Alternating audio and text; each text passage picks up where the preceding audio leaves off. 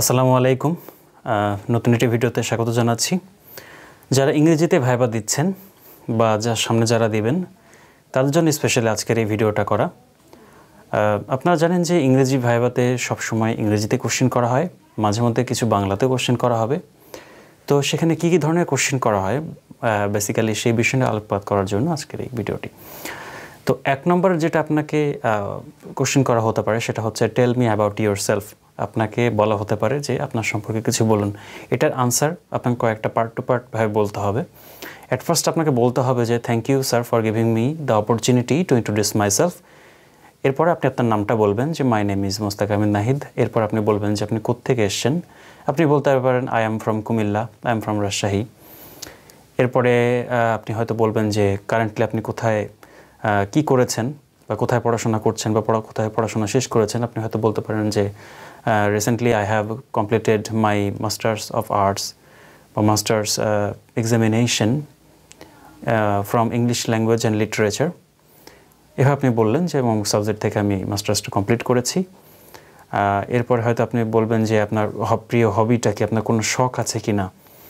আপনি বলতে পারেন যে মাই হবি ইজ গার্ডেনিং, ঠিক আছে, reading books, that's all about me.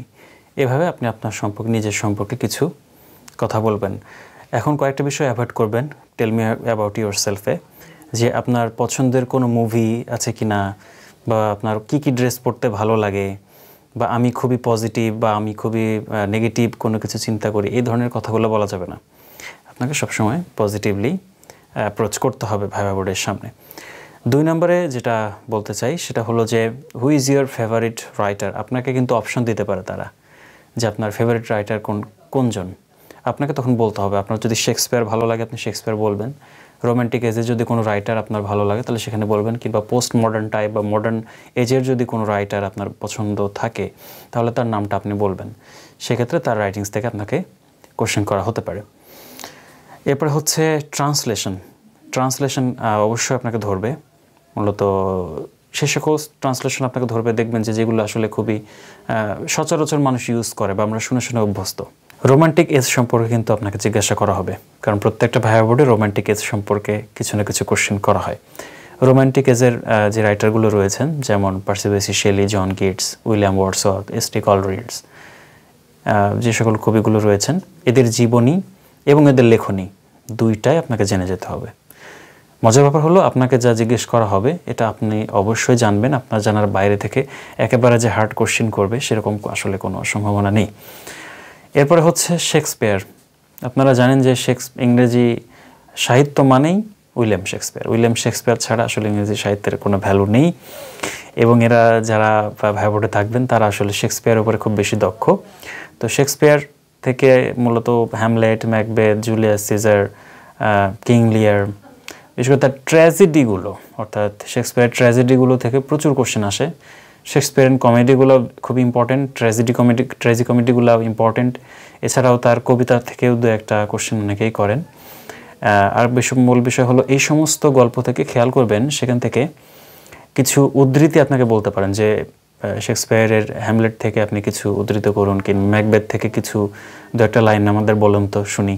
তো এই ধরনের প্রশ্নগুলো আপনাকে করতে হতে পারে, সেজন্য শেক্সপিয়ার অবশ্যই আপনাকে জেনে যেতে হবে। নেক্সট হচ্ছে ফিগার্স অফ স্পিচ সম্পর্কে আসলে আপনাকে অবশ্যই জেনে যেতে হবে, কারণ ফিগার্স অফ স্পিচ থেকে প্রায় কোশ্চেন আসে, যেমন হচ্ছে সিমিলি, মেটাফোর, অ্যালিটারেশন, আইরনি রয়েছে ইমেজারি রয়েছে। এই সমস্ত বিষয়গুলো নিয়ে আপনাকে জানতে হবে। নেক্সটে হচ্ছে যে সেন্টেন্স চেঞ্জ, যেটা সিম্পল, কমপ্লেক্স, কম্পাউন্ড। আপনারা যারা ইংরেজি সাহিত্য নিয়ে পড়াশোনা করেছেন তাদের গ্রামারও অনেক বেশি ভালো দখল হতে হবে। এবং ভাইবা বোর্ডে অন্যতম সেরা কোশ্চেনটা করে এই সিম্পল, কমপ্লেক্স, কম্পাউন্ড থেকে। আপনি এই নিয়মগুলো দেখে যাবেন, আশা করছি এর দ্বারা উপকৃত হবেন। এরপরে হচ্ছে যে সেন্টেন্স কারেকশন। আপনাকে ভাইবা বোর্ডে হয়তো একটা খাতা কলম দেওয়া হলো, তারপরে বলা হলো যে এটা এরকম সেন্টেন্স আমি বলছি, আপনি দেখেন তো এটা ঠিক হলো কিনা। আপনাকে সেন্টেন্স কারেকশন করতে দেওয়া হতে পারে। তো সেক্ষেত্রে সেন্টেন্স কারেকশন করার জন্য আপনাকে অবশ্যই গ্রামারে ভালো দখল থাকতে হবে। এই কদিনের মধ্যে যদি আপনার সামনে ভাইবা হয়, এখনই আপনাকে প্রিপেয়ার্ড হতে হবে যে আমি যে কোনো ধরনের গ্রামারের যত রুলস আছে সেই জিনিসগুলো আপনাকে ভালোভাবে কমপ্লিট করে যেতে হবে। নেক্সট হচ্ছে tell me about your institution. অনেককেই ভাইবা শুরু হওয়ার সাথে সাথে অনেকে জিজ্ঞেস করা হয় যে আপনি আপনার ইনস্টিটিউশন সম্পর্কে কিছু বলুন, কোথা থেকে পাশ করেছেন সেই ইনস্টিটিউশন সম্পর্কে আমাদের 10 মিনিট শোনান, 5 মিনিট শোনান।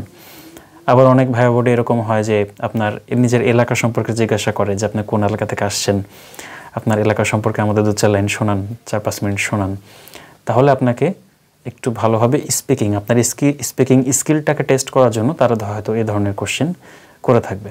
এর বাইরেও আরও কিছু টিপস আপনাদের জন্য রয়েছে, যেমন ভাইবা হলে কখনো আপনি যেটা পারবেন না সেটা আপনি এক কথায় বলে দেবেন যে sorry sir, I can not recall it at this moment, মানে এই মুহূর্তে আমার এটা মনে পড়ছে না, সরি স্যার আমি বলতে পারছি না। কিন্তু আপনি কখনোই যেটা পারবেন না সেটা নিয়ে কনফিডেন্টলি ইনিয়ে বিনিয়ে সেটাকে প্রতিষ্ঠিত করার চেষ্টা করবেন না। যেটা জানবেন না সেটা সরাসরি বলে দিন যে আমি জানি না, ঠিক আছে? আর নার্ভাস হওয়া যাবে না, আপনি যেটা জানেন সেটা কনফিডেন্টলি বলবেন, না জানলে কনফিডেন্টলি বলে দিবেন যে সরি স্যার আমি এটা জানি না। আপনার অ্যাটিটিউডটা খুবই সিম্পল হওয়া লাগবে, ভাই বোনের সাথে কখনো ঝামেলায় জড়াবেন না, কোনো তর্কে জড়াবেন না। আপনার স্পিকিং স্কিলটাকে ভালো রাখবেন, আপনার ইংরেজি কথা শুনে যেন তারা ইমপ্রেসড হন।